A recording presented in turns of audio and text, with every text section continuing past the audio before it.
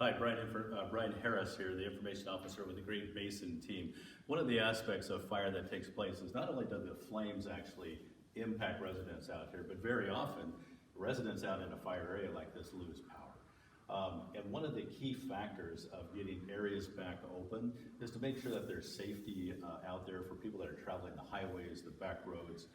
So one of our primary cooperators is always the power company. I do have Mike Weaver here with Pacific Gas and Electric, and they've got a lot of operations going on out here. So we thought we'd give Mike the opportunity to let people know everything that you've got going on here, Mike. Okay. Hey, thank you very much. Again, my name is Mike Weaver, a public safety specialist with Pacific Gas and Electric Company. And Brian is right. We do have a lot of very critical assets in the fire footprint of the northern portion of the August complex. And I'll kind of line those out for you.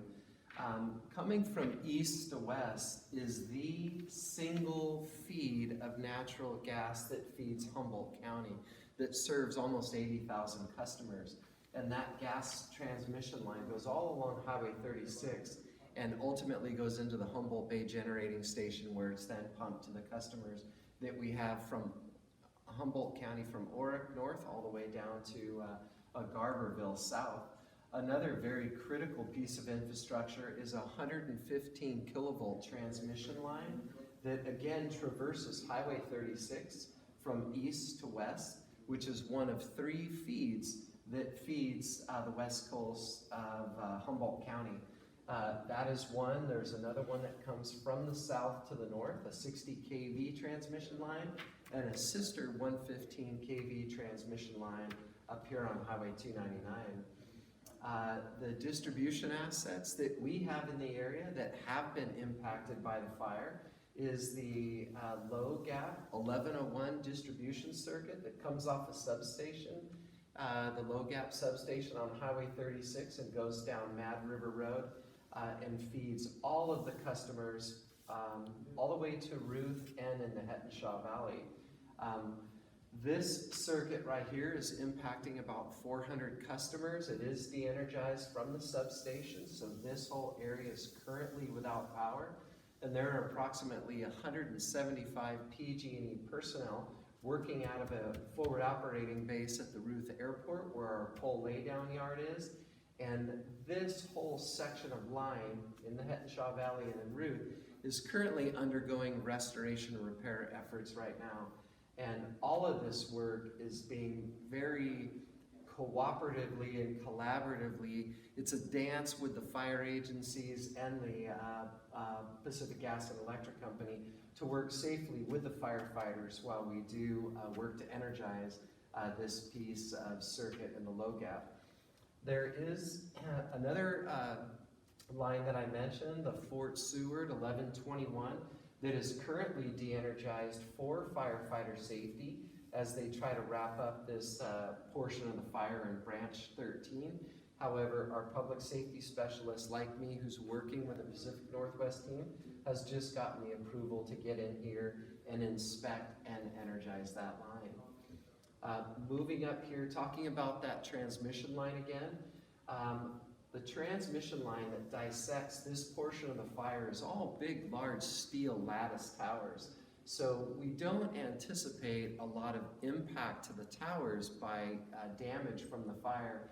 However, there are insulators on the top of each one of those towers that have to be physically inspected and cleaned because of the carbon buildup on the insulators. So that line is currently de-energized from Wildwood to the low gap sub, while workers today, there's 23 line personnel with a Type 3 helicopter, and they are flying troublemen to the top of each tower and dropping them on that, and they are physically inspecting and cleaning each insulator on each tower all the way through from east to west.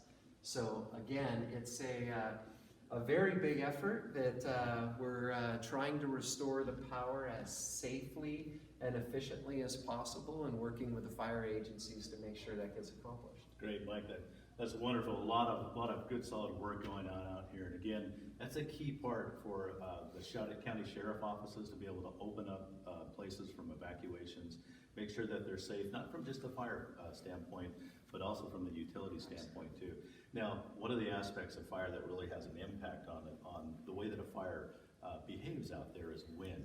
But I think you guys got some concerns when winds come along too. Now, we do have a little bit of a system moving in on Saturday, tomorrow.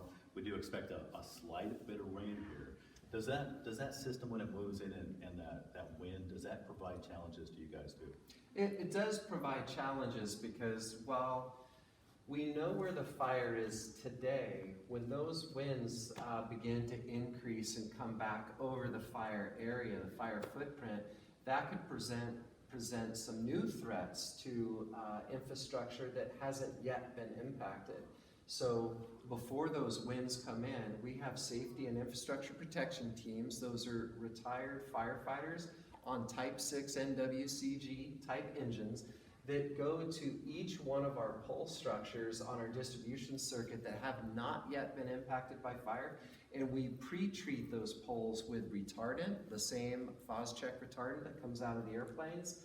They'll spray the pole from the ground all the way up to just short of the crossarm, and then they'll clear the vegetation out around the base of the pole so that doesn't get impacted. But when the winds come, our asset protection gets to be a little bigger, and we start treating assets well outside in anticipation. If there is a slop over across a containment line, we're prepared to minimize the damages to our assets. Okay, great information, Mike.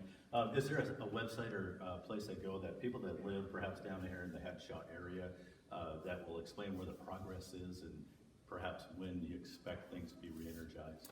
Well, PG&E, we have a website at pgne.com/wildfire safety. If you go to there, go to that website location, they'll provide you with what's going on. We call it the what's hot, what's not. It talks about what is actively on, what is de-energized. I haven't been on it today to really see how it has illuminated what we are currently doing as far as the North Complex, but pgne.com/wildfire safety should provide that kind of information that our customers are looking for. Okay. All right, great. Thanks, Mike. Great overview of all the work that you guys are doing out here. If you need additional information on what the fire is doing, the best way to grab that information is to call our fire information line or visit INSA web and look for the August Complex.